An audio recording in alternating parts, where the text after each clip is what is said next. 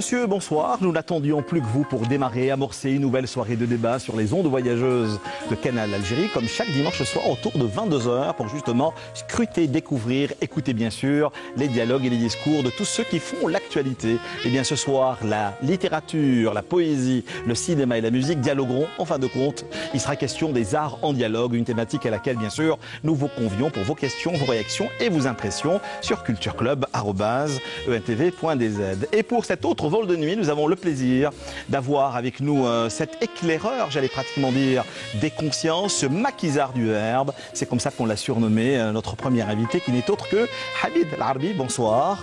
Merci d'avoir fait le vol Paris, enfin non, la France et l'Algérie. Hein, encore une fois, un vol sans aucune turbulence, contrairement à votre poésie qui vrille l'esprit des amoureux de la littérature en général et de la poésie en particulier. Hein.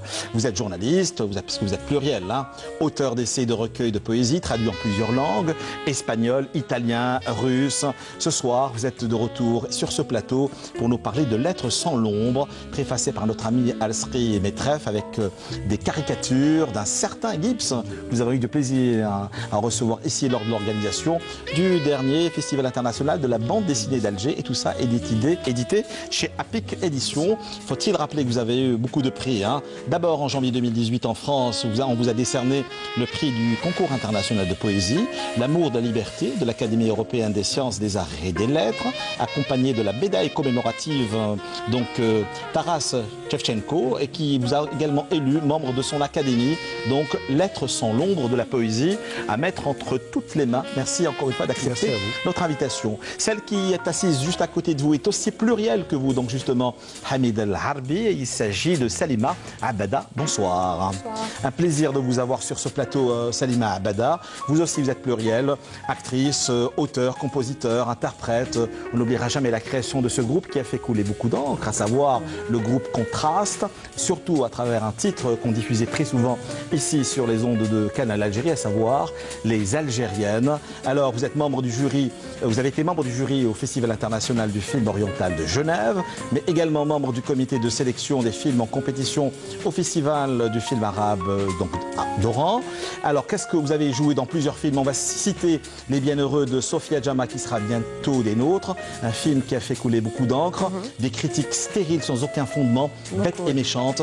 Nous allons bien sûr y revenir dans quelques instants. Enquête au paradis, où nous allons à la rencontre de votre personnage, qui est une journaliste, qui donc justement va enquêter sur l'image du paradis véhiculé par cette horde islamiste et encore une fois obscurantiste. Et puis la Zbida, qui doit certainement vous rappeler des souvenirs, et Les Terrasses, toujours et encore, avec Malzaq Aloueche. Pourquoi justement les univers de Malzaq Aloueche vous parle-t-il en premier lieu? D'autres questions bien sûr, nous parlerons de la situation du cinéma, de la visibilité de nos artistes, de la production et beaucoup d'autres choses. Merci d'être avec nous, Salima Abada. La troisième invitée, il y a presque un fil invisible entre les deux, mais il est d'abord filial, mais la pensée et les discours vont certainement s'entrechoquer à travers d'autres questions et d'autres thématiques. Troisième invitée pour la rencontre de ce soir, Farah Abada, bonsoir. Vous êtes donc la sœur de notre deuxième invité, donc Salima Abada. Vous êtes journaliste, réalisatrice. On reviendra bien sûr sur un film qui lui a eu beaucoup de succès, glané beaucoup de prix également, hors de nos frontières, à savoir Souad Douibi, cet artiste pluriel qui explose en ce moment sur les réseaux sociaux, dans le bon sens je précise, parce qu'on reviendra sur cette décennie des années 90. Pourquoi ce combat de femmes? En quoi ces univers, ces discours, ces créations vous ont-ils parlé en premier lieu, et le regard de l'autre, donc justement parce qu'elle a produit tout cela dans la rue, accompagné d'un cercle, comment dire, de sécurité qui se trouve être ses photographes. Merci d'être avec nous encore une fois, Farah Abada. Et puis c'est un véritable prodige, un génie d'un instrument qui s'appelle le violon. Il a porté la voix de l'Algérie aux quatre coins du monde, accompagné les plus grands artistes, que ce soit ici, mais également hors de nos frontières. Mais lui, par contre, est habité par le jazz. Il s'agit de Kherdine Kashish. Bonsoir. Bonsoir. Merci d'être avec nous, Nassaddin Kashish. On va revenir avec vous sur plusieurs projets, parce parce que les projets, vous en avez connu, hein. Violent of Peace, le murmure de l'Orient qui a donné naissance à cet album qu'on vient présenter ce soir, qui a pour titre tout simplement El Bahja, une véritable déclaration d'amour pour cette ville écrasée de soleil, comme le disait si bien un certain Jean Sénac. Alors comment peut-on réellement faire dialoguer ces univers, ces musiques à plusieurs autres artistes qui viennent d'horizons divers? Eh bien nous en parlerons tout au long de l'émission avec vous donc, Bahja, de notre ami Nassaddin Kashish, Khedin Kashish, pardon. Vos questions et vos réactions pour la rencontre de ce soir, les arts en dialogue sur cultureclub@entv.dz. Rebonsoir Hamid Larbi. Bonsoir.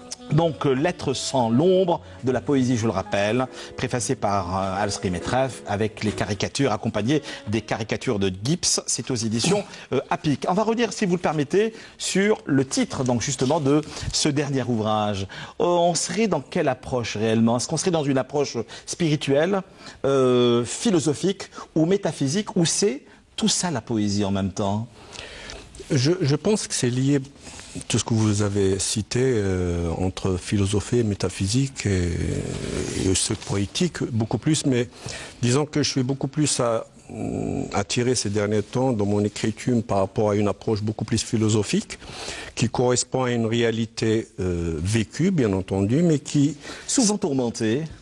Absolument, parce que je pense que c'est des interrogations beaucoup plus qu'une façon de se sentir un peu exaspéré. C'est beaucoup plus des interrogations que je me pose à chaque fois lors de mon écriture, de la publication d'un recueil, parce que ça part d'un vécu, d'un réel. Et aujourd'hui, à un moment donné, dans mon écriture, c'était beaucoup plus attiré sur l'aspect personnel dans mon parcours, qui était l'exil, ensuite tout ce qui touche à un lien personnel. Aujourd'hui, beaucoup plus attiré par je dirais par deux choses qui préoccupent réellement ma pensée, c'est l'humain et la nature. Je pense que c'est deux thématiques. Les tourments, le questionnement, l'incertitude, la douleur, c'est également des thèmes récurrents. J'ai comme l'impression qu'il y a une forme de résonance ou d'écho entre quelques-uns de vos ouvrages, ce chant de mots, mais également furtif instant, Hamid Larbi. Le questionnement, toujours et encore, le devenir de l'humanité. Absolument, c'est des interrogations qui sont posées en permanence à mon niveau.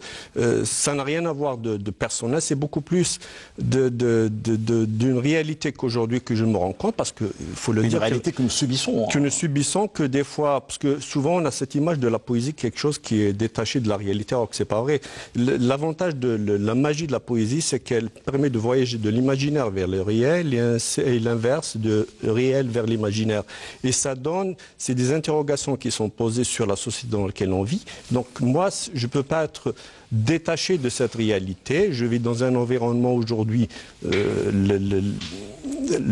mon parcours intellectuel m'a permis d'être sensibilisé à la réalité dans laquelle je vis et qui est l'humain en premier lieu aujourd'hui dans mon interrogation. Au-delà des frontières, au-delà de l'appartenance d'une communauté, quoi que ce soit, mes interrogations, c'est qu'il y a des semblables à moi dans d'autres pays, dans d'autres continents, avec qui je partage beaucoup de choses. Et en premier lieu, c'est l'envie, la solidarité, le partage avec ces... Hamid Larbi, ça s'appelle Lettre sans l'ombre d'un doute, comme le disait Al-Sri Metref, que nous allons citer dans quelques instants, qui a préfacé bien sûr votre ouvrage. À l'instant, vous parliez d'exil, cette Algérie que vous avez quittée dans les années 90, donc une Algérie tourmentée, une Algérie dans le sang, une Algérie qui a été dans une forme d'exil, parce qu'on a enfermé cette Algérie. L'Occident qui nous parle aujourd'hui des printemps arabes, et j'aimerais bien voir dans quel pays, dans quelle situation sont ces printemps arabes. Nous allons également en parler avec notre deuxième invité, je le rappelle encore une fois, Salima Abed, à travers tous les films et l'image qu'elle véhicule justement, la situation de la femme et des libertés. Alors, l'exil, il est question d'exil géographique, mais également question d'exil intérieur. À un moment donné, vous citez deux grands penseurs et humanistes, Averroès, mais également S.H. Barr. Alors, l'ignorance mène à la peur mène à la haine, et la haine conduit à la violence. L'équation est toute simple, cela dit en passant. Averroès. Puis à un moment donné, vous citez bien sûr S.H. Barr, qui disait, donc, sitôt libérés du passé, où sommes-nous? Le présent se coagule. J'ai comme l'impression que vous êtes dans une forme d'envie de rétablir un dialogue interculturel, mais interreligieux. Mais est-ce que réellement aujourd'hui, en 2019, la poésie aujourd'hui a ce pouvoir de dialogue aujourd'hui entre ces civilisations tourmentées? Je pense réellement, sincèrement, la littérature elle a cette capacité d'interpeller les consciences. En quelque sorte, moi, j'appelle souvent, c'est l'insurrection des consciences. J'appelle, en quelque sorte, on m'a accusé d'ailleurs, on m'a dit dans un article de presse que j'avais écrit, moi j'avais appelé dans un collège en France où j'ai animé une rencontre avec des collégiens, j'avais appelé à ces gens-là de se révolter. Et donc, je pense qu'aujourd'hui, révoltez-vous d'une manière pacifique, bien entendu. C'est l'outil où je n'appelle pas autrement. Mais je pense que la littérature en général et la poésie en particulier, elle a le devoir de se poser ces interrogations, d'interpeller les personnes, ou du moins les lecteurs, d'avoir une réflexion critique par rapport à l'environnement dans lequel ils vivent. On ne peut pas absorber des choses, on ne peut pas prendre des choses d'une manière comme des kits faits et qu'on répète comme un devoir de témoignage et de dénonciation. Hein. D'interrogation et d'interpellation par rapport aux gens qui lisent et qui écoutent. C'est-à-dire qu'il y a un problème réellement d'une crise de réflexion aujourd'hui et je pense que c'est valable dans tous les domaines de secteur artistique où la culture malheureusement n'est pas mise à l'évidence, n'a pas la place qu'elle doit avoir dans la société dans laquelle on vit. Et une société sans culture, pour moi, c'est une société morte. On ne peut pas penser, concevoir un pays ou une société où la culture n'a pas la place nécessaire dans cette société. Vous aviez organisé il y a quelques jours seulement des séances dédicaces pour la présentation de votre ouvrage à Alger, donc à la librairie Les Mots, Kalimat, mais également à Oran, tout ça bien sûr sous la houlette de votre éditeur, Kalim, que nous saluons au passage. Et dans une interview, vous disiez, écrire, c'est m'employer à devenir moi-même. Aujourd'hui, après presque 25 ans d'écriture, vous êtes en quête de quoi, Hamid Larbi? Toujours. Quand on vous écoute, on sent une certaine forme de sérénité et la tourmente habite toute... la tourmente, le questionnement, les blessures et les fêlures habitent toutes vos pages. Je pense que c'est une réalité. L'écriture, vous savez, c'est pas quelque chose de bien établi. Quand on écrit, moi, quand j'ai commencé à écrire, j'ignorais qui je suis. C'est la réalité. J'ai découvert à travers l'écriture réellement les entraves, les abîmes de l'être humain, c'est l'écriture, parce qu'en lisant autre chose, en découvrant d'autres cultures, en découvrant d'autres littératures, ça m'a permis de découvrir réellement, parce que j'étais enfermé dans une bulle qui est dans la société dans laquelle je vivais avant, qui ne me permettait pas, avec beaucoup de préjugés et d'entraves, qui ne me permettait pas de connaître ceux qui sont différents de moi-même. Aujourd'hui, je pense que c'est une richesse. Et ce que vous dites réellement, c'est des interrogations beaucoup plus que je véhicule. Ce n'est pas des faits préétablis. Donc j'essaie de partager à chaque fois, et je l'espère, que j'arriverai avec mes lecteurs, de partager des interrogations qui sont vécues dans la société, qui ne sont pas enfermées dans... J'allais dire, je ne fais pas dans la performance intellectuelle. Je refuse ce concept-là. Pour certains, la poésie, c'est une rencontre où on se fait gargariser intellectuellement le cerveau en s'échangeant des mots. Je pense, pour moi, la poésie, elle est l'essence même de notre vécu, comme la philosophie, comme la poésie. Elles sont individuelle doit avoir une place importante dans notre société. Une façon également à vous de lutter contre la violence et la folie des hommes. C'est ce qu'on lit également dans votre ouvrage. Et quand il parlait de vous, donc Alasri Metraf, que nous avons eu le plaisir de recevoir à chaque fois qu'il a été d'actualité sur le plateau, il disait « Je lis la poésie de Hamid Larbi un peu comme la survivance que nous espérons régénératrice des émotions, des tourments, des coups de colère, des coups de foudre de cette cosmogonie, des combats et des fusions de ce cercle des poètes algériens, notamment de graphie française. Ce cercle, depuis le début de ce mouvement, qui a commencé très tôt, consistant, selon le credo de Kateb Yassine, à prendre la langue française comme un butin de guerre, s'est toujours passé le relais d'une génération à l'autre. Là aussi, il n'est pas possible, ici moins qu'ailleurs, de ne pas convoquer Jean Sénac, ouvrir le poème comme une nacre et marier en splendide noces dionysiaques la poésie, l'amour et la révolution. La révolution a également aujourd'hui un sens dans votre poésie à travers tout ce que subit le monde arabe, Hamid El Arbi. Moi, je pense, au-delà du monde arabe, je pense qu'elle est d'actualité, elle est en permanence parce qu'il y a des mutations qui se font aujourd'hui dans beaucoup de sociétés. Dans nos sociétés en particulier, il y a le phénomène de violence qu'on ressent, il faut le dire. Dans notre société, il y a une forme de violence verbale, une forme de violence physique qui est ressentie dans notre société malheureusement. Et de l'autre côté, il y a une autre forme de violence, j'allais dire économique, beaucoup plus, de l'autre côté de la barrière, en Occident. Donc, toutes ces formes-là font qu'aujourd'hui, il y a une espèce d'injustice qui est ressentie dans les sociétés qui ne permettent pas d'arriver à ce qu'on peut appeler vivre le bien-être dans les sociétés. Il y a une certaine injustice envers beaucoup de sociétés. Donc le vivre ensemble aujourd'hui, c'est quoi, une utopie? Une forme d'utopie? C'est pas une utopie, je pense beaucoup plus. Il y a une réalité qui est malheureusement rejeter la peur de l'autre. Il y a une domination, il faut le dire aujourd'hui, il faut dire, appeler chat par chat, c'est qu'il y a une espèce d'une réalité de la part de l'autre côté. C'est la finance aujourd'hui, c'est l'économie qui s'impose en tant que telle, et on le ressent dans le vécu des gens. Et vous avez vu récemment en France ce qui s'est passé parce qu'il y a un ras-le-bol qui il y a une misère. Une misère que les gens travaillent mais ils n'arrivent pas à survivre. Ouais. Et je pense que c'est le même vécu qu'on peut ressentir en Algérie. Et ce qui me frappe souvent, je ne vous le cache pas, ça aussi ça fait partie d'un devoir de quelqu'un qui écrit, d'un poète, c'est de ressentir je vois beaucoup de gens qui font de la modicité, qui font de l'œillerie. Ça, c'est un truc qui me frappe énormément, qui m'interpelle énormément. Un peu de poésie dans ce monde brut, Hamid El Arbi. Vous écrivez: aimer, méditer, s'enivrer de passion, se sentir flegmatique, une légèreté de l'instinct, la splendeur de l'essence, passionné par une romance, fantasmé à ses clartés, d'un temps écarté. Parmi les imaginées pénétrantes surgissent des harmonies immémoriales. Paisiblement, l'esprit survole chaque regard du subliminal, la lueur et les magies d'aimer, rien n'est lu de l'âme pour les nommer des flammes. À un moment donné, je vous le disais bien avant le début de l'enregistrement de l'émission de ce soir, n'oubliez pas, question réaction cultureclub @ontv.dz. Il est question d'apaisement, puis à un moment donné, surgissent des mots et des métaphores qui nous rappellent à la douleur. La douleur, elle est en permanence parce qu'on ne peut pas s'en passer. Je pense que moi, la douleur que j'ai vécue, c'était la première, c'est le déchirement que j'ai vécu, c'était de m'exiler, de partir, de tout laisser en Algérie, de partir, qui a été une période, un passage à vide très, très, très douloureux. Donc cette douleur, elle est là, qu'on ne peut pas effacer parce qu'on refait sa vie mais on n'arrive jamais à s'en débarrasser. Mais je pense que... Il y a une reconstruction possible. Il y a une grande... Je pense que la poésie m'a permis, l'écriture et la lecture, surtout aussi beaucoup plus la lecture, m'ont permis, si vous voulez, une certaine mutation que pour arriver à avoir d'une manière...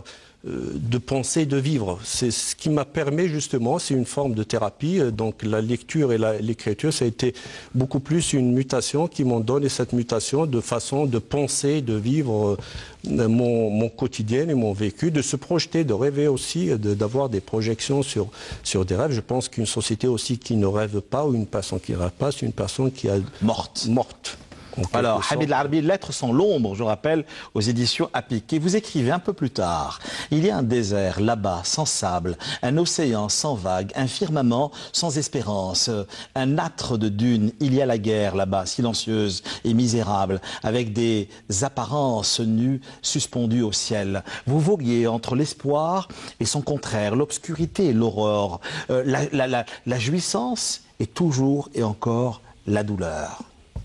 C'est une chose incroyable quand vous écrivez: le plus bel océan est celui qui n'a pas été traversé. Les plus belles aurores sont celles qui n'ont pas été vécues. Affranchir la réticence de la décence, la résignation de la souffrance, la foi de la joie et l'extase de l'instinct. Là, vous êtes réellement dans une forme de méditation et de verticalité. En permanence, parce que j'essaye comme vous le disiez tout à l'heure, j'essaye toujours de sortir de cette façon d'avoir une vision personnelle dans mon écriture. J'ai cette préoccupation souvent de me dire, voilà, si j'écris, c'est que j'arrive à partager les mêmes sensations, parce que ma démarche est toujours, c'est dans le partage, de partager les mêmes sensations, les mêmes interrogations, les mêmes angoisses avec d'autres personnes, que ce soit dans l'environnement dans lequel je vis, que ce soit dans... Et d'où la quête aujourd'hui, on me dit souvent traduire, on dit souvent traduire c'est trahir, mais j'ai été traduit... C'est la belle trahison, hein, la trahison jouissive, parce que c'est dans les jeux de langue que la jouissance surgit. Exactement, mais surtout, ça me permet de partager encore une fois des sensations, des interrogations avec d'autres gens à travers d'autres langues qui ont été déjà, que vous avez citées tout à l'heure, à travers les recueils qui ont été traduits déjà. Alors, la sérénité et l'apaisement sont-ils réellement possibles dans votre ouvrage? Je le rappelle, l'être sans l'ombre. Eh bien, je pense que oui, à un moment donné, à la page 17, quand vous écrivez, un instant de plus, quelques mots magiques, des couleurs entremêlées, des mélodies qui font vibrer le corps et le cœur. Écoutez ces voix exaltées. C'est ça la jouissance de l'écriture et le partage avec l'autre, donc justement dans un langage accessible et fluide surtout. Fluide et j'allais dire d'espoir beaucoup plus, parce que je m'inscris toujours dans une perspective de me projeter dans l'espoir, dans l'optimisme. D'ailleurs, il y avait un écrivain qui disait, qui a écrit, Berninos je crois, qui disait... on lui a posé la question, c'est quoi l'optimiste? Il lui disait, l'optimiste c'est un imbécile heureux, le pessimiste c'est un imbécile triste. Donc moi je m'inscris beaucoup plus à l'optimiste que le pessimiste. Il y a également cette solitude dans cet ouvrage, Hamid Larbi, la solitude, encore et toujours.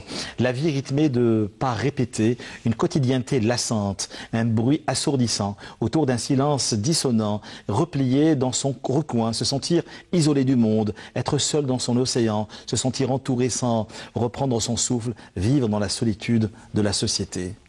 Ça vous résume ça, ou c'était juste un moment de état d'âme? Non, c'est un état de fait qui a été vécu, je dirais moi maintenant, mais à un moment donné c'est une réalité. D'ailleurs on retrouve notre équilibre à un moment donné dans notre solitude. Contrairement, c'est paradoxal à l'être humain, parce que on a envie d'être avec l'autre, mais en même temps des fois on a cette sensation, la solitude nous permet beaucoup plus d'avancer dans notre réflexion intellectuelle que quand on est avec l'autre. C'est une sensation, donc c'est le paradoxe de l'humain, c'est-à-dire il a cette envie d'être avec l'autre, mais en même temps on a souvent ce vouloir de s'extraire, de s'échapper, d'être ailleurs, d'être dans son univers magique, dans son univers imaginaire, qui nous permet justement d'avoir des sensations différentes quand on le vit dans le réel. En quoi les approches et les univers de Alasri Metref et les caricatures de notre Gips national ont-ils pu dialoguer justement avec vos tourments, vos questionnements, vos extases et vos jouissances? Je pense d'abord pour Alasri Metref, pour moi, et je le dis en toute sincérité, il le sait très très bien, ça a été un honneur pour moi que Alasri Metref accepte. Quand je lui ai envoyé les poèmes, il a de suite répondu en disant... Il était également dans le doute, lui aussi. Il était dans le doute, mais vous le connaissez mieux que moi. Il vous a fait entrer dans ce fameux cercle de poètes malheureusement disparus. J'ai beaucoup de respect, c'est un intellectuel accompli pour qui j'ai beaucoup de respect. Donc quand il a fait, il m'a beaucoup honoré par rapport à mon parcours et par rapport à ce qu'il a dit sur ce recueil.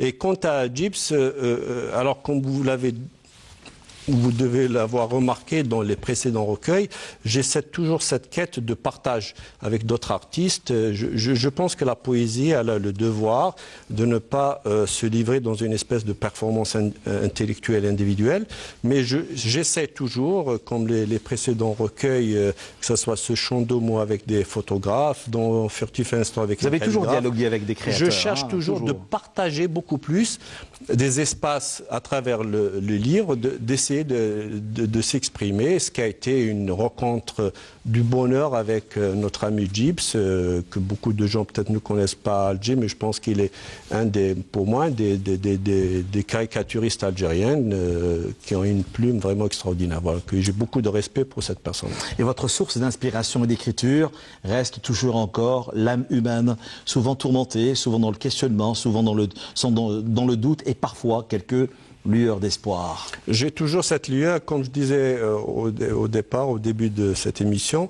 Je pense qu'aujourd'hui, il y a deux thématiques qui me marquent énormément. Je dirais même beaucoup plus, mais deux thématiques, c'est l'humain et la nature. Donc l'humain d'abord parce que je vis dans une société où je suis un humain et que les autres, j'ai une reconnaissance à cette nature, à cette planète qui m'a donné la possibilité d'exister, que je pense qu'on n'est pas conscient aujourd'hui, qu'on passe à côté de quelque chose d'extraordinaire, qu'on aura du mal à laisser à sa future génération une terre ou une nature qui est préservée. Le départ, la fuite et la solitude. Avant de refermer votre ouvrage, je le rappelle, Lettres sans l'ombre de notre ami, donc je le rappelle encore une fois, Hamid El-Harbi, vous écrivez « L'inspiration embellie par cet astre qui se confond avec le soleil. L'air est éphémère, vulnérable et adorable. Des vies qui s'enfuient, laissant les délires perdus. Est-ce folie de l'aimer, un caprice d'effleurer son secret, elle brille une seule fois si précieuse, quand le désir renonce, l'évasion est une élégance. » Voilà, c'est en vente libre chez les bons libraires, ça vient tout juste de sortir, celle bien sûr, l'actualité de notre ami Hamid El-Harbi, Lettres sans l'ombre, avec une préface de notre ami Alsqi Metref avec des caricatures de notre Gips national, c'est paru aux éditions, je le rappelle, APIC. Merci d'avoir fait une halte sur notre plateau, Hamid El-Harbi. N'oubliez pas, question-réaction, cultureclub@untv.dz. Bonsoir Salima Abada. Hello. Sensible à l'écriture en général et la poésie dans tout ça? Ben, j'en ai beaucoup écrit, hein, Oui. quand j'étais jeune. Bien sûr. Voilà, aujourd'hui, vous êtes passé à une autre étape où... L'application de la poésie, pratique, le côté pratique. Dans l'écriture, bien sûr, musicale, oui. Faut-il également rappeler à ceux qui ne vous connaîtraient peut-être pas, chose qui m'étonne au passage, vous avez été pendant longtemps la chanteuse du groupe Contraste, en particulier à travers une chanson, Les Algériennes, où on vous sent presque aérienne, marchant dans les rues d'Alger, à pied, et on retrouve également cette thématique de la liberté dans pratiquement tous vos rôles. On parlait bien sûr du film que vous avez joué avec Malzaq Alouesh, pas besoin de le présenter, Bablouat City, encore une fois, Omar Gatlato, film, une pièce maîtresse de notre cinéma, et également l'une de vos interprétations récentes dans l'un des derniers films de Sofia Jama. La liberté, toujours et encore, la femme aujourd'hui, pendant des années, la femme, on l'a vu dans le cinéma algérien comme femme objet, mais avec vous, on ressent réellement cette envie de dire, la femme est avant toute chose sujet. Oui, donc, mais après, sincèrement, quand on me propose un rôle, que ce soit pour Enquête au paradis ou le rôle de Sophia pour Les Bienheureux, je ne prends pas le rôle de cette manière-là. Après, oui, il y a des rôles qui restent plus intéressants que d'autres, mais je ne sais pas, c'est un intérêt qui est beaucoup plus personnel, cinématographique, plus que... je vois pas, je cherche pas trop à me dire, oui, ça c'est pour la liberté de la femme ou autre, parce que je pense que déjà... Mais c'est également des rôles qui vous ressemblent, qui vous me parlent en premier lieu. Mais je pars de l'idée que déjà faire des films en ce moment, pour une aventure périlleuse. Exactement. Donc déjà, c'est quelque part affirmer notre liberté artistique, cinématographique ou musicale ou autre. Donc pour moi, là déjà, on a mis un point sur un sujet assez important. Et après, le film ou l'œuvre fera le reste. Mais la femme n'est pas du tout victime, que ce soit dans vos chansons, mais également dans tous vos rôles. C'est la raison pour laquelle je vous parle de cette liberté. J'ai l'impression de relire quelques personnages de Amin Zaoui, où la femme n'a pas du tout honte de ses désirs, de ses fantasmes, de ses plaisirs, en fin de compte de son corps. Exactement. C'est la femme, j'ai envie de dire, c'est la femme d'aujourd'hui et la femme d'avant. Donc faut se dire les choses. La femme n'a pas changé. Peut-être qu'on a évolué avec le temps, mais la femme des années...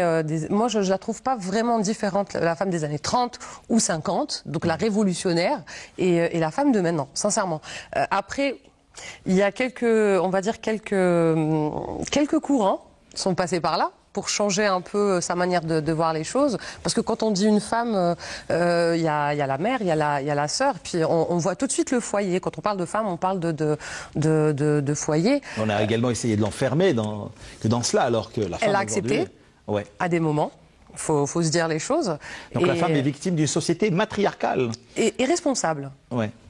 est responsable. Nous avons notre part de responsabilité, il faut se dire. C'est pour ça que je vous parlais de la femme victime d'une société matriarcale et non patriarcale. Oui, oui, non, mais Oui, c'est la maman. C'est la maman qui. est dans la transmission. Ah oui, oui, non, mais complètement. On est.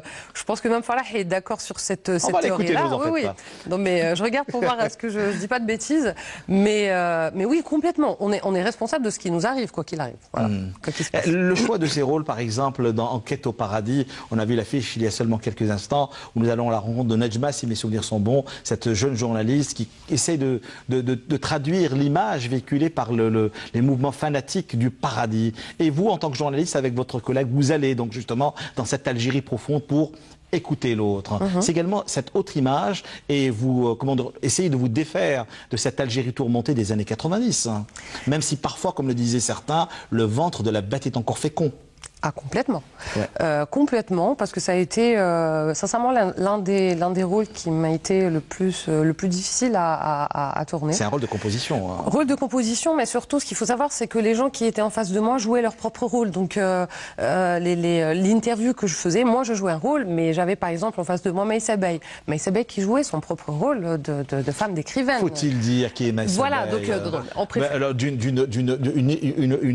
auteure, d'une beauté, d'une bonté et d'un don dans l'écriture. Bleu, blanc, vert, je me rappelle très bien un hommage à son père. Entendez-vous dans les montagnes, lorsque mon cœur est mort. Je ne sais pas si vous l'avez lu, quand non, la femme parle comment dire, de l'assassinat de son fils, qui a été confondu avec le fils d'un commissaire. L'histoire habite justement et meuble tout le parcours de Maïssa Bey jusqu'à son dernier roman sur lequel nous reviendrons très bientôt ici. Et puis humainement, c'est une grande dame, je veux dire, voilà. Donc ces gens-là jouaient leur propre rôle. Et puis il y avait des personnes lambda à qui je posais la même question, comment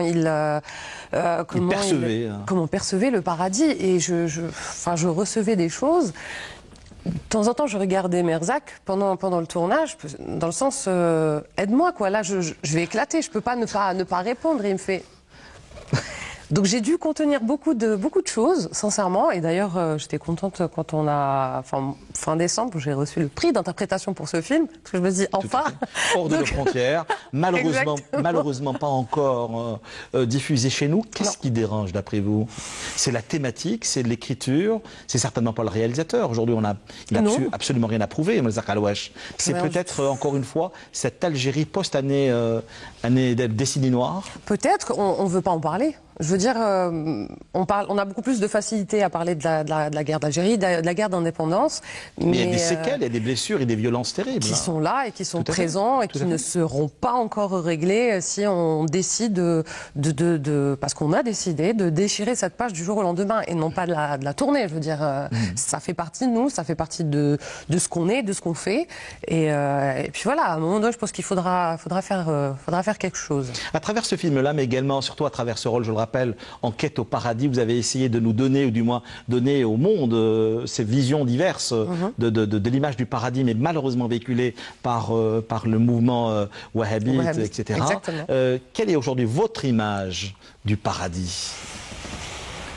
Ah là là, on me l'a déjà posé et je vais peut-être étonner plus d'un, mais sincèrement, je n'y pense pas. Mais vraiment. Après, comme j'ai reçu plein de réponses... Parce que j'imagine qu'on vous a posé la question lorsque le film a été projeté, que ce soit ici. J'y pense pas, Karim. Sincèrement, j'y pense pas. Je me dis que j'ai beaucoup de choses à faire ici, sur Terre. Ici et maintenant. Ici et maintenant, exactement. Ouais. Ici et maintenant. J'aime pas faire des plans sur 10 ans où je sais même pas ce que je ferai l'année prochaine. Donc, voilà. Le plus important pour moi, c'est de faire les choses ici. Et puis, pour le reste, ça viendra. On avait parlé également d'un autre film qui a eu énormément de succès ici, mais également hors de nos frontières. C'est Le Bienheureux de Sofia Jama qui sera bientôt des nôtres. Elle a été, excusez-moi du terme, lynchée, mais d'une façon, d'une violence terrible, mais des critiques stériles, bêtes et méchants, tout simplement parce qu'elle parlait de liberté, de langage, de la jeunesse algérienne aujourd'hui, qui se débat dans ce problème identitaire où la violence est également omniprésente. Comment est-ce que vous expliquez cette violence de plus en plus importante vis-à-vis d'abord de la femme? Avant d'aller à la femme, je pense qu'on est avant tout victime, si je peux dire, entre guillemets, de l'absence de notre cinéma algérien.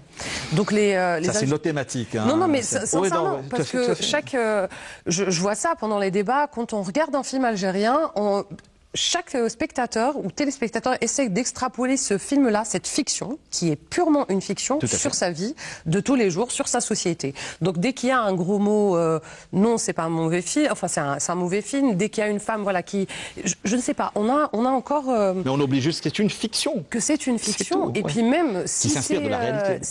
Même si c'est inspiré de la réalité, ce n'est pas peut-être la mienne, mais c'est celle de la réalisatrice ou celle d'une personne lambda. Donc on n'arrive pas encore à se détacher du film en se disant que c'est juste une fiction et que ça ne reflète pas elle ou moi, et que c'est une histoire, comme un roman, comme une chanson qu'on chante. Enfin voilà, c'est aussi simple que ça. Donc je pense qu'on est victime de ça. Si on était plus habitué à regarder les films, quand on se tourne vers les films, j'ai envie de dire les films américains, il y a... Allez, on va dire plus de 1000 films qui parlent de la Deuxième Guerre mondiale, qui peuvent être critiqués ou non, mais que personne ne dit non, à ce moment-là, on n'était pas, je sais pas moi, ils disaient pas de gros mots. Moi, en fait, je me pose plus ce genre de questions quand j'ai vu ce qui est arrivé à Sofia Jama. Ouais. Je le disais, hein, c'est triste. Mais des critiques d'une violence terrible, oui, et puis stérile, sans fondement, bête et méchant. C'était juste gratuit. Qu'on aime ou on n'aime pas le film, ce film... Nous, on a aimé, je tenais à le dire. Voilà, tant mieux.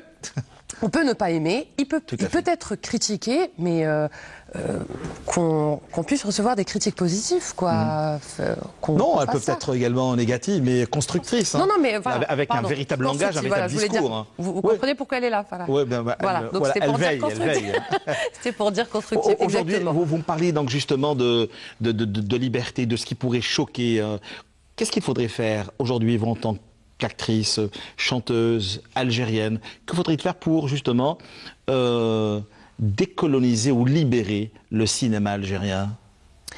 Nous laisser faire notre cinéma, en fait. Nous faire confiance, mais sincèrement, hein, parce qu'on n'est pas là pour choquer.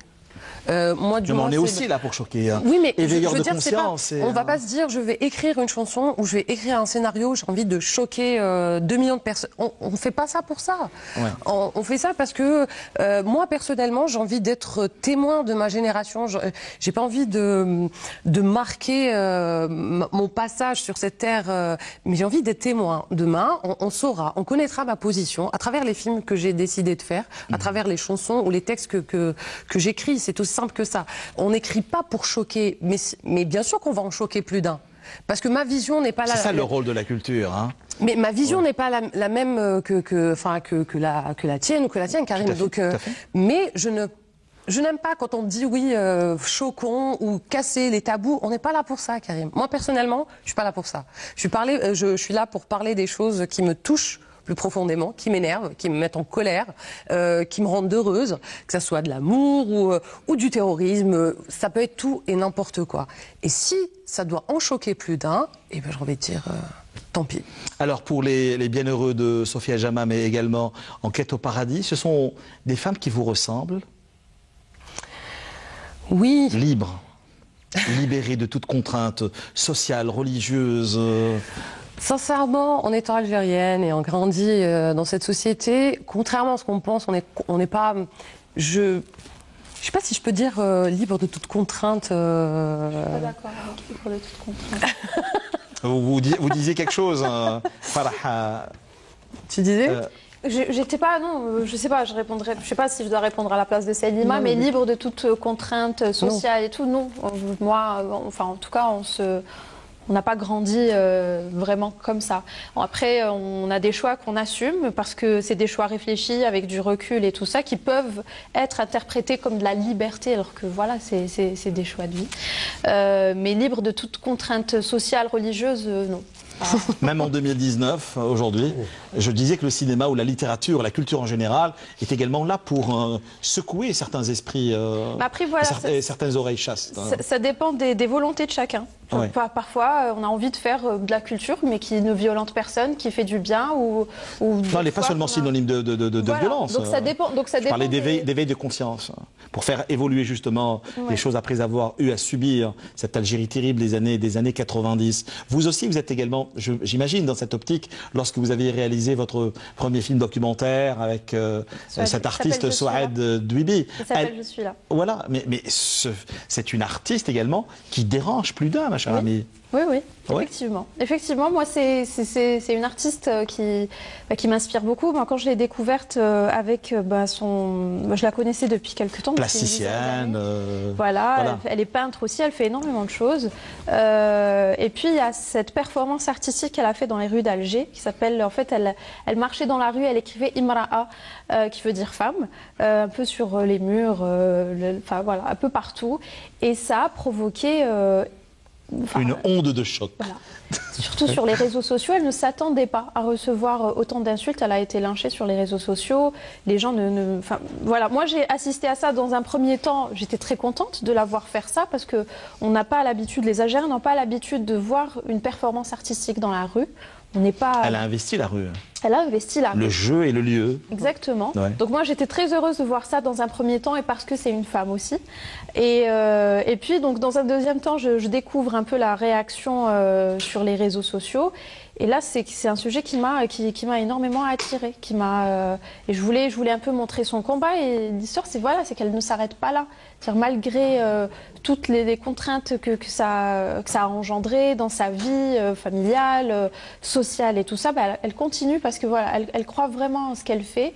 Et c'était important pour moi de le montrer à l'écran. Et puis j'étais très heureuse de voir le film voyager, mais aussi de voir son combat voyager, parce que les rares fois je suis partie, j'ai accompagné mon film, et les gens posaient énormément de questions sur elle, ce qui me faisait énormément plaisir parce que c'est un vrai combat qu'elle mène, enfin qu'elle a mené, et souvent voilà, on se rend pas compte du Mais courage vous portez ce qu'on pourrait combat avoir. à travers ce film-là. Oui, j'essaie, mais en tout cas, le courage qu'elle a, je ne l'ai pas. Enfin, Qu'est-ce qui vous a interpellé en premier lieu? Ce sont ces univers tourmentés, également constructeurs, parfois également déconstruits, ou c'est elle, tout simplement, sans explication aucune? Oui, c'est elle. C'est elle. Donc c'est une fille qui est très douce. Je ne sais pas si vous l'avez déjà rencontrée. Tout à fait, mais c'est une fille qui est exactement. très souriante, très douce. Et puis dès qu'elle... Non, j'ai l'impression qu'elle est habitée par un autre esprit Voilà, lorsqu'elle est sur scène. Hein. Exactement. Oui. D'ailleurs, on a passé beaucoup de temps ensemble avant qu'on tourne le film pour m'approcher un maximum de mon personnage et tout ça. Et elle m'a dit, écoute, pendant la performance, au début de la performance, je vais vous faire un signe, personne ne me parle. Je ne veux plus aucune communication Aucune entre nous, interaction. quoi qu'il arrive. Du début à la fin, jusqu'à ce que je vous fasse signe et que c'est fini. Donc voilà, du point A au point B, ce qui est assez long parce qu'on a fait tout Alger jusqu'à quasiment Bablouette. Quartier populaire et populeux, faut-il le dire à nos téléspectateurs. Et tout ça, donc c'est elle qui choisit son circuit. Notre quatrième invité habite également Bablouade. Hein. Il a habité. Voilà, habité. Un quartier, un véritable meeting pot. Hein. Oui. Et... non, je vous en prie. Oui. Et voilà, donc effectivement, dès qu'elle entre dans son personnage, ce n'est plus la Souad qu'on connaît, qui est souriante, très douce, très solaire et tout ça, mais qui est cette femme combative, courageuse, que rien n'arrête.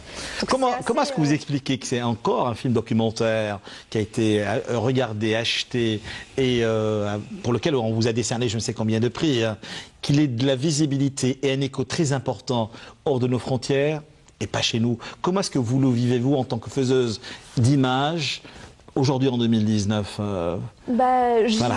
Je m'y préparais un peu parce que je suis les vies des films qui sont déjà faits, comme Faire assis en point, comme les films de Karim Moussaoui. Enfin voilà, j'avais déjà un avant-goût de ces films-là qu'on voit pas. Ce qui est dommage parce que parfois quand je rencontre des gens qui vivent en Algérie, quand je leur demande « mais il y a ce film que tu devrais voir », on me dit oui, mais on le voit où? Je suis désolée, je peux pas, je sais pas où est-ce que tu pourrais le voir.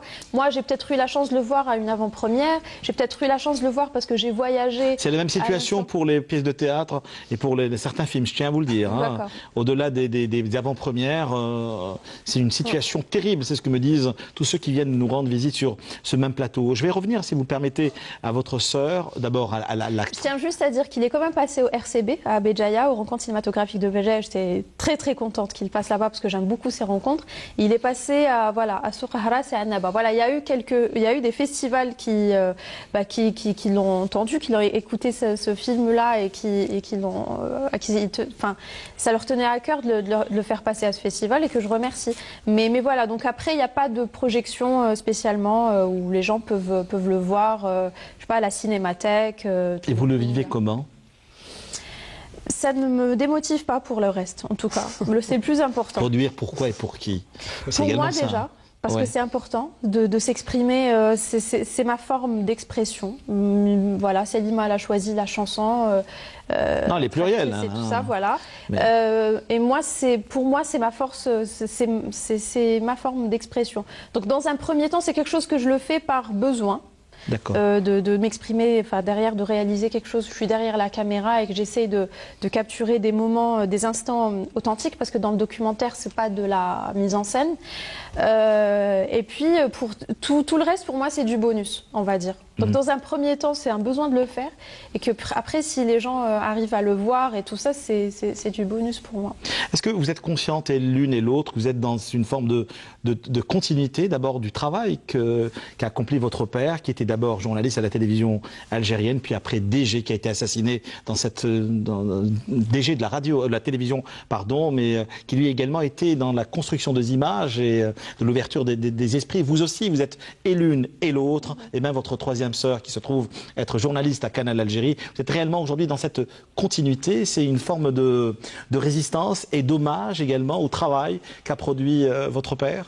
Est-ce que Je pense que les réponses vont être différentes. Moi, j'ai pas l'impression d'être dans cette continuité. J'ai même limite fait un refus à un moment donné. Donc, je ne voulais pas être journaliste. C'était pas possible pour moi. Mais toutes les trois être dans l'image.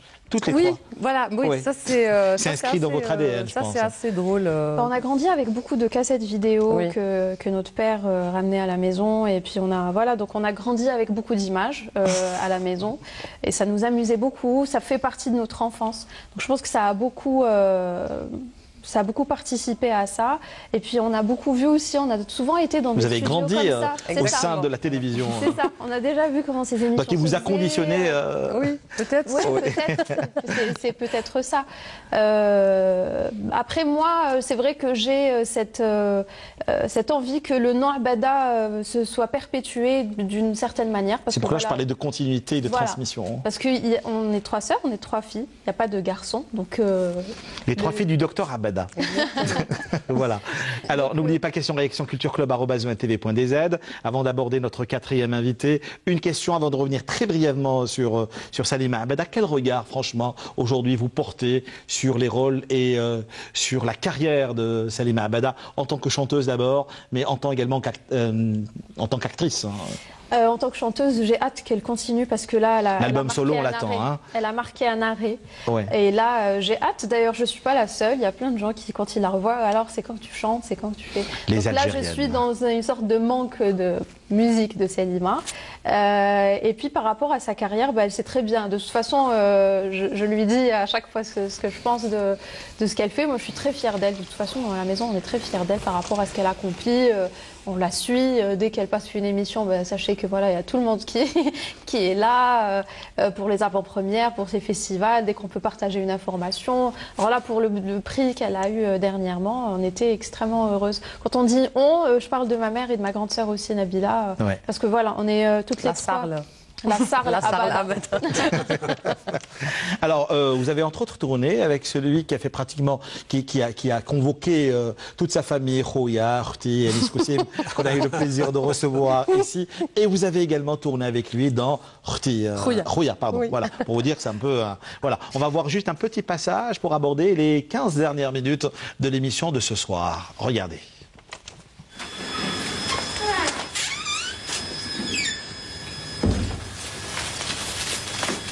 مساء الخير.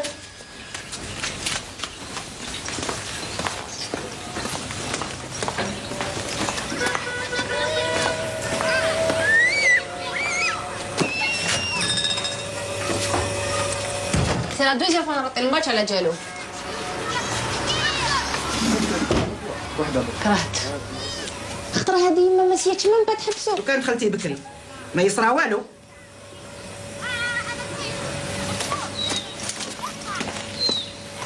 يا ورحمة باباك اللي راهو تحت القبر. غير كي يجي خوك نقول له باللي راكي مع ديتنا وتشوفي هو ينطقك. يما روحي روحي قولي له ما تفكش تخليه يدير شي حد.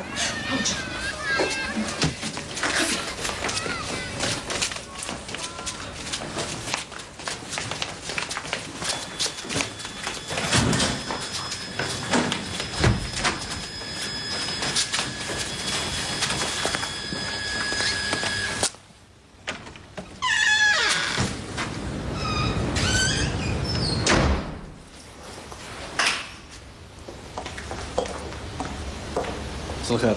دخلت الاخرى؟ ايه وليدي راك جيعان. قولوا لي موجدوا لي الحليب. دوك نروح نوجدوه لك. هو ما يوجدوه. خليه انا نروح.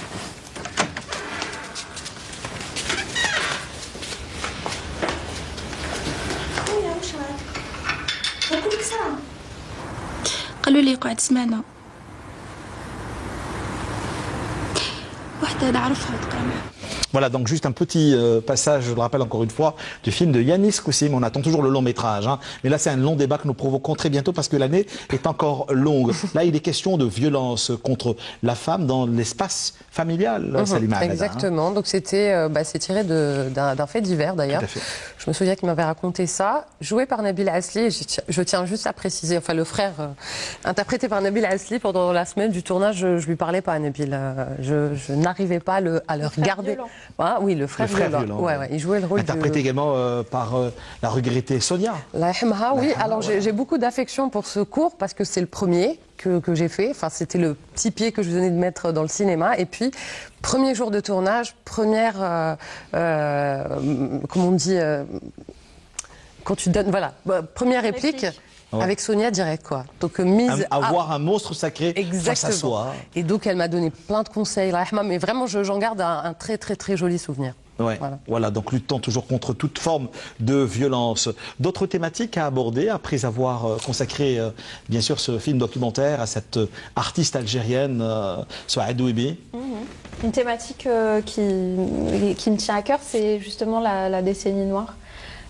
Qui, je pense, j'ai l'impression qu'on n'en parle pas assez, que c'est justement une partie de nos vies qu'on a vécues et qu'on a peut-être un peu trop vite oubliée. Et c'est pour moi assez important de revenir sur ça et de faire une sorte de travail de mémoire pour se rendre compte un peu de ce qu'on a vécu. Quelques films également qui ont eu beaucoup de prix. Il y a eu le Menara de Belkacem Hajjaj, il y a eu Rachida de Chouir Douarnessa, entre autres. Et également, ça va être du documentaire. La place de la femme dans le milieu des images. Où est-ce qu'on en est aujourd'hui? Dernière question à travers les vôtres également sur cultureclub@20tv.dz. J'ai l'impression que c'est tellement compliqué pour tout le monde. C'est encore une fois cette équation à plusieurs inconnus. De l'image, que moi, j'ai pas l'impression que ce soit plus dur pour moi parce que je suis une femme que pour quelqu'un, que pour un garçon. Parce que j'ai l'impression qu'on est confronté aux mêmes difficultés. Je parle de ce milieu-là, du documentaire ou du cinéma. Quand je parle de ça, je parle de la production, de tous les moyens qu'on pourrait avoir, de toute la confiance qu'on peut mettre sur nous pour qu'on puisse réaliser nos projets. Donc pour moi, il faut que tout le monde se mette à l'ouvrage pour qu'on puisse faire bouger les choses, que ce soit les femmes ou les gars. Alors si des femmes se sentent pas assez bien pour le faire, alors là... Mais le milieu est organisé aujourd'hui ? Malgré tout ça, malgré tout... On essaye du moins, on essaye, ouais. Vous savez, Hamid Arbi me disait, je connais Salima Abada en tant qu'actrice, mais pas en tant que chanteuse. Rien que pour vous, juste un petit passage de sa chanson, Les Algériennes, chanteuse, je le rappelle, leader du groupe Contraste. Regardez, puis après il sera question de musique à travers El Behja, une autre déclaration d'amour pour Alger, la Blanche. Regardez. Les Algériennes, elles sont belles et pas belles, comme des étincelles, elles sont fières de leur dentelle. Se mettant des barricades, tout le temps cherchant des parades, pouvant même être indomptables. Et elles peuvent être manipulatrices, calculatrices, révélatrices quand elles sont pas tordues de Paris.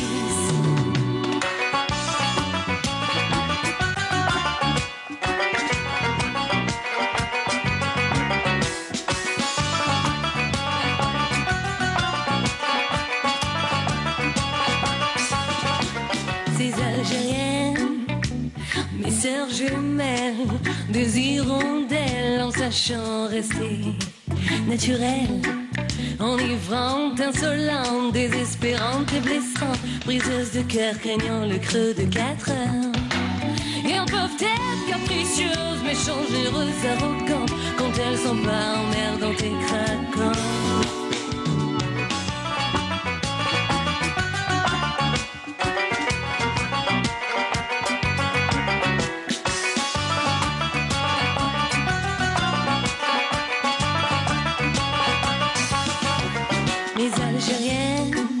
Des femmes d'affaires, des mégères, mères en galère, en colère, élevant leur chair en restant solidaires. Protagonistes et bourgeoises, révolutionnaires et sournoises, craignant la mort. Voilà, l'entreprise des 3 sœurs Abada ne connaît pas la crise. On a vu les 3 sœurs, bien sûr, dans ce clip. Voilà, les Algériennes belles et rebelles. Merci beaucoup d'avoir fait une halte sur notre plateau. Un grand bonsoir à notre 4e invité qui lui aussi est né à Bab el Oued, ce quartier populaire et populeux qui a été, comment dire, une scène musicale extraordinaire qu'il a nourri, qu'il a presque conditionné. Monsieur Mkachiche, comment allez-vous ? Ça va très bien, merci. C'est un plaisir de vous avoir. Plaisir partagé. Je le disais au sommaire de l'émission, un génie, un prodige. Non, mais c'est moi qui le dis. Hein. En particulier après avoir écouté d'abord, avant d'organiser cette émission, je suis revenu vers un autre CD, un autre projet qui s'appelle Madar. Voilà, cet échange entre l'Algérie et la Belgique. Hein. Ouais. Si mes souvenirs sont bons. Et là, vous êtes de retour avec Bahja également, peut-être un hommage à cette ville qui vous a vu naître et qui vous inspire. C'est une inspiration, c'est une source d'inspiration sans fin, me disiez-vous. Faut-il rappeler quelques-uns de vos projets qui ont eu énormément de succès, Nasreddine Mkachiche, pardon, le grand projet franco-algérien Les Orientales en 2002. En 2017, il y a eu le projet Siwan sur lequel nous reviendrons dans quelques instants, Les Violents pour la paix, mais on va plus insister sur le murmure de l'Orient, où il y a plusieurs pays qui dialoguent entre, je le rappelle encore une fois, la Tunisie, la Chine, la Belgique, mais également le Maroc. Cela a donné naissance à Al-Bahja d'une beauté, un mariage, un brassage musical extraordinairement important. Merci. Donc voilà, je vais commencer par murmure ou... On va commencer par le murmure de l'Orient. C'est votre actualité où nous allons à la rencontre de plusieurs univers à travers 8 plages. Le premier, ça s'appelle Passerelle. C'est justement dialoguer avec l'autre, s'ouvrir à l'autre pour connaître l'autre dans sa différence, également dans ses... on revient aux tourments, mais également aux espoirs qui vous habitent musicalement parlant. Je voudrais juste revenir à la rencontre entre moi et Manuel Hermia, le saxophoniste du groupe. Exactement. En fait, on est 2 leaders sur cet album. C'est le leader algérien, c'est moi, et le leader belge, c'est Manuel Hermia. En fait, on s'est rencontrés il y a quelques années lors du Festival européen à Alger. Il nous a invités à jouer avec lui, à l'accompagner sur un de ses concerts. Ça s'est super bien passé. Quelque temps après, il m'a invité à son projet Le Murmure de l'Orient, parce qu'il avait besoin encore de compléter le Maghreb. Il avait la Tunisie, il avait le Maroc. Et l'Algérie dans tout ça. Ouais. Donc on avait en plus la Chine et la Belgique, voilà, donc c'était un projet qui existait déjà depuis 2 ans, que j'ai rattrapé en cours de marche, voilà. Donc on a tourné avec le projet sur quelques concerts, et puis il m'a dit que sincèrement ça serait bête de s'arrêter là, pourquoi ne pas penser à faire un projet belge, algérien, quoi. Et c'est parti sur Bahja. C'est le Bahja, c'est... Mais qui a commandé, qui a conditionné le titre Chacun aurait pu parler de son pays ou de sa capitale. On est parti du principe qu'on s'est rencontrés la première fois à Alger, donc Bahja. Le Bahja, c'est un des anciens noms de la capitale algérienne, Mzrana aussi. C'est pas du chauvinisme, ce que je vais vous dire. Mais j'ai comme l'impression que la touche algérienne est omniprésente par rapport à d'autres. Effectivement. Ouais. Sur cet album-là, on est parti du principe musique algérienne mélangée à la musique jazz. On n'a pas vraiment fait de la fusion comme ce que les gens comprennent généralement, mais on est parti du principe de la musique algérienne traditionnelle, notre terroir, si vous voulez. On a un petit peu marié avec le jazz actuel, quoi. Sur le passage, il y a des compositions qui sont carrément inspirées de la musique andalouse qu'on a héritée à travers Ouais, parce que vous avez fait le conservatoire, le Fakharjia, faut-il également le dire, mais vous avez toujours, continuellement, dialogué avec toutes ces musiques du monde, hein, à travers tous les projets que j'ai cités en début d'émission. C'est un petit peu normal parce que comme je l'ai toujours dit, l'Algérie était comme un carrefour de culture, mis à part historiquement déjà les différentes civilisations qui sont passées, les différentes cultures qu'on a, les différentes influences africaines, orientales, occidentales, méditerranéennes, etc., etc. Donc l'Algérie, c'est comme un carrefour où tout se déverse dedans. Donc on est tout le temps en train de chercher des nouveautés, alors que les nouveautés sont juste à côté de nous et qui ne sont jamais exploitées, quoi. Ouais. Donc on est parti de ce principe-là pour faire connaître notre musique à nous, et pour essayer de l'exploiter, de l'exporter plutôt à l'extérieur. Comment peut-on écrire, par exemple, passerelle, encore une fois? C'est une forme de métaphore. Hein. Voilà, des ponts construits entre plusieurs pays du bassin méditerranéen. En fait, oui, allez-y. Excuse-moi, je me suis inspiré d'un mode, bon, pas d'un mode, je dirais d'une logique qui existe dans la musique chabi, qu'on appelle bit ossia. Ça veut dire qu'on passe d'un mode à un mode différemment. Et entre les modes, il y a de la musique. Mais sans trahir l'esprit. Effectivement, hein. Je suis parti de ce principe-là. Après, j'ai meublé, parce qu'il fallait... bon, l'idée, elle est là, l'idée de base. Après, il faudrait un petit peu l'actualiser. Donc, on est parti sur un rythme de 7 qui n'existe pas chez nous, carrément. Ouais. C'est un rythme très composé, qu'on peut appeler un rythme jazz, quoi. Et puis, voilà, les autres, les gars sont arrivés, et j'étais un petit peu... Wow. Vous avez tellement travaillé avec les plus grands artistes, que ce soit en Algérie, mais également hors de nos frontières. Vous me permettez de citer Aziz Sahmaoui qui est en concert à Paris en ce moment, Jean-Marie Eke, Enrico Rava, Ngayenle, qu'on a également du plaisir à recevoir ici. Comment dire, ces tournées, ces échanges-là, ces mariages, ces brassages vous ont éloigné, j'allais pratiquement dire, non pas de la création, mais de produire votre propre album. Ben, pas du tout. En fait, ils m'ont encore plus inspiré parce qu'au fait, au fur et à mesure que je rencontrais ces gens-là, ces artistes-là, déjà c'était un honneur parce que ces gens-là faisaient déjà partie de la grosse scène internationale, quoi. Tout à fait. Mondialement connu. Paulo Freso, Enrico Rava, Luca Aquino, bon, j'en passe parce que Jean-Marie Eke, que j'ai rencontré dernièrement ici à Alger, lors de la journée du jazz, la célébration de la journée du jazz, qui m'a invité pour le concert aussi. Donc voilà, donc Sylvain Luc, le guitariste Manouche qui m'a invité aussi pour... Un autre génie lui aussi, un diable parfait. J'ai eu la chance de connaître ces gens-là à travers les différents projets que je faisais à l'étranger en contrepartie. Donc j'ai tourné beaucoup avec John Hassell, qui est le trompettiste américain, créateur du jazz électronique pendant les années 60, c'est une légende vivante, quoi. J'ai eu la chance de tourner avec lui 7 ans. Sur pas mal de tournées, on a fait un album qui est sorti chez le label ECM. Ouais. Excusez du peu. Plus besoin de présenter. Ouais, exactement. À travers cet album, j'ai eu la chance d'être le premier Algérien à avoir intégré ce label-là. Vous avez également accompagné cette grande chanteuse marocaine, hein, Amina Alaoui, pendant... effectivement. Pendant 13 ans. Amina, elle faisait de l'arabe andalou. Ouais. Et dans ce groupe, il y avait un percussionniste iranien, un joueur de tunisien, un violoniste algérien, elle était marocaine. On avait un petit peu rassemblé le Maghreb. Le Maghreb musicalement. Effectivement. Mais il y a également j'aimerais bien qu'on y revienne très brièvement sur Les Orientales, ce projet qui a vu le jour en 2002, qui raconte un peu également l'histoire musicale algérienne, mais celle des années 50, les années musicales. Effectivement. En fait, Rinette Loranaise. Effectivement, c'est carrément le répertoire judéo-arabe, je dirais, de l'Algérie profonde, quoi. Dont on ne parle malheureusement jamais, hein, même si les chansons sont toujours chantées, sont toujours d'actualité, mais on passe à côté du projet. Ils étaient gardiens de ce patrimoine. Hein. Donc, au départ, le projet a été créé à travers la radio algérienne. Ouais. L'orchestre à cordes de la radio algérienne et un groupe qui s'appelait Barrio de Marseille. Tout à fait connu. Qu'ils avaient des racines algériennes. C'était des pieds noirs, quoi. Et donc, on est parti du principe de renouer un petit peu avec l'histoire, histoire de dire, malgré la guerre, malgré tout ce qui s'est passé, mais quand même, il y a des racines en commun musicalement. Donc, on est parti de ce principe pour créer le projet. On n'a rien créé du tout. On a juste réarrangé toutes les chansons qui étaient là. C'était des chefs-d'œuvre. On a juste réarrangé et mis au goût du jour les titres. Quel est le titre qui vous a le plus parlé de ces années musicales des années 50 et 60? Kherdin Kachiche, Alger. J'aime toutes les villes, un peu plus Paris, mais c'est comme l'Algérie. À chaque fois, j'ai la chair de poule. Comme elle est belle, c'est comme ça qu'il... Et donc du coup on a fait le répertoire, on a préparé, on a eu plusieurs résidences.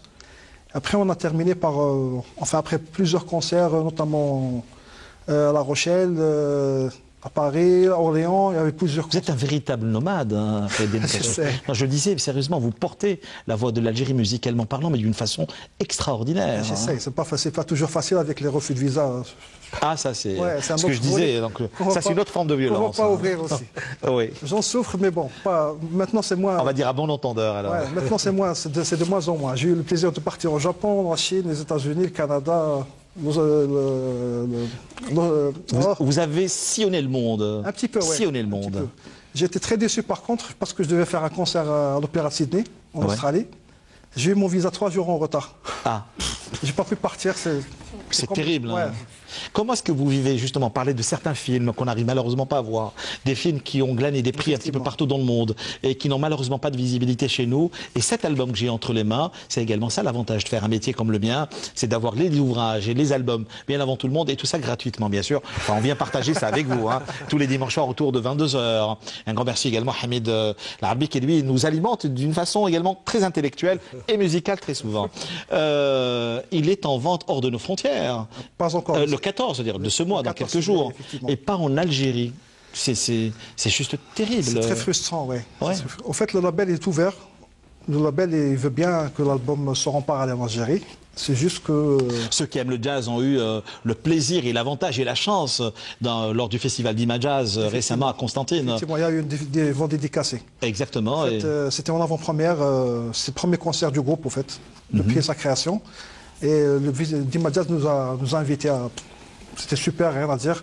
L'un des plus grands festivals en Algérie. Hein. Il y a également dans le Maghreb. Qui fait beaucoup de résistance en ce moment. C'est vrai, malheureusement. Parce que l'année passée, il y a eu l'année blanche, il n'y a pas eu de festival. Donc cette année, ça a été le retour. Mais bon, disons que c'était une édition beaucoup plus algérienne cette année. Mais disons qu'il y avait quand même un certain niveau. Karim Ziad, Samir Abrahmia...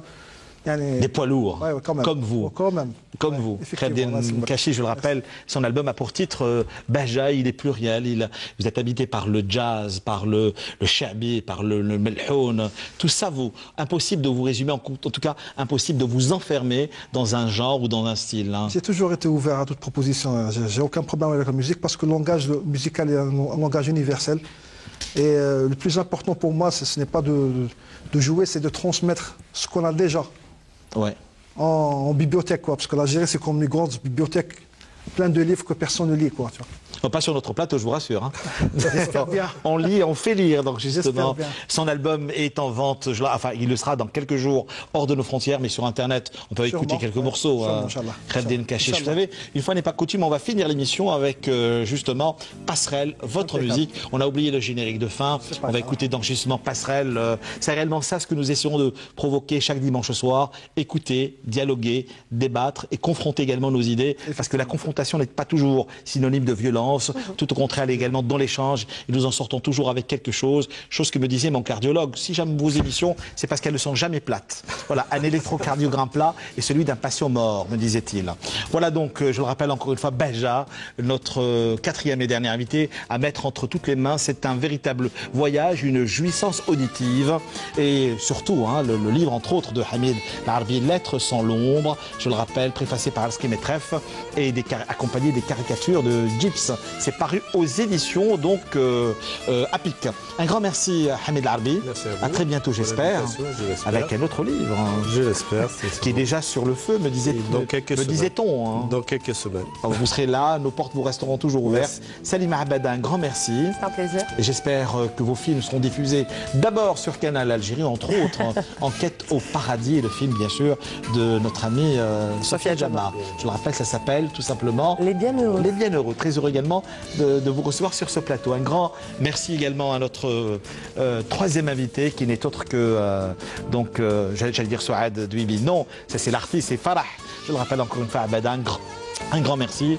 Et sachez que nous porte également et nos cœurs vous resteront toujours ouverts, comme pour l'album de notre ami Trefdin Mkachiche qui a pour nom, déjà je suis plus que persuadé qu'il va avoir énormément de succès, que ce soit ici mais également hors de nos frontières. Gardons le contact sur bien sûr notre adresse, cultureclub@emtv.dz. Alors si vous avez manqué cette émission et si nous vous manquons, sachez qu'elle sera rediffusée le vendredi autour de 10h55, sinon sur les réseaux sociaux bien sûr à plusieurs reprises. Que pourrais-je vous souhaiter une bonne et douce nuit, alors justement une nuit qui je l'espère sera sereine et comment dire, habité par des ondes positives. Portez-vous bien, merci mesdames, merci messieurs, merci à vous et à la semaine prochaine pour vivre ensemble de nouvelles aventures culturelles.